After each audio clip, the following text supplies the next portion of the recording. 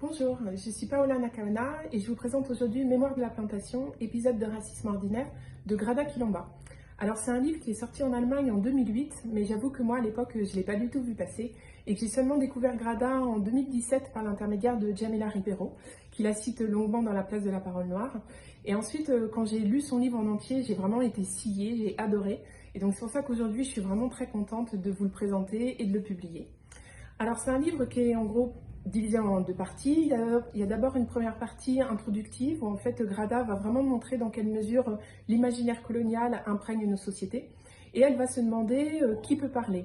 Pour ça, elle va se baser sur sa propre expérience d'intellectuelle et de doctorante en Allemagne. Et elle va montrer voilà, tous les obstacles qu'elle a dû franchir pour pouvoir imposer son savoir, où on lui disait toujours qu'il n'était jamais neutre, jamais objectif. Et ensuite, elle va interroger longuement 3 femmes noires allemandes.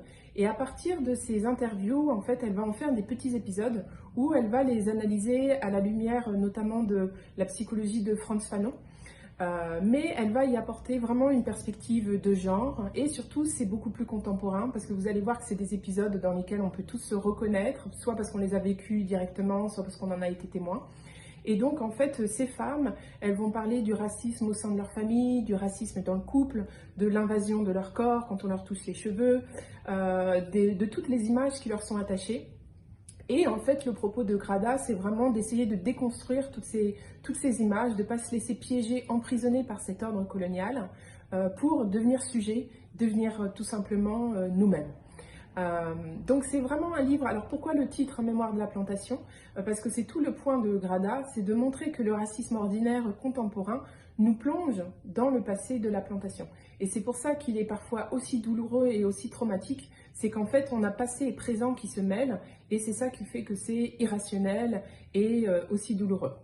Donc c'est un livre qui pourra vraiment intéresser toutes les personnes qui ont connu ces situations, qui les ont vécues directement. Ça permettra vraiment de mettre des mots sur ce que vous avez pu ressentir.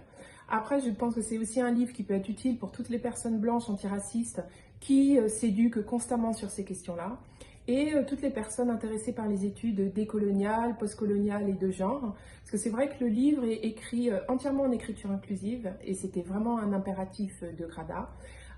Donc voilà, si vous voulez, vous pouvez lire le début sur anakaona.fr, vous pouvez le commander sur le site ou le commander en librairie. Merci beaucoup.